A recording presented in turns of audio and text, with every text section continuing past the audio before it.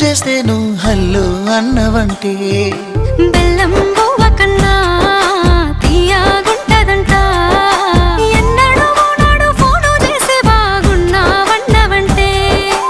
ఏడాది ఎండల్లో ఉంటేనై మోస్తున్న నా బతుకు కష్టాలని పిల్ల వీసేయి పట్టాలని నల్లని సీకట్లో ఒకదాన్నే కూసున్న దిక్కులేని పచ్చినయ్యి బావా నువ్వెప్పుడొస్తావని ఏళ్ళైపోతుంది పిల్ల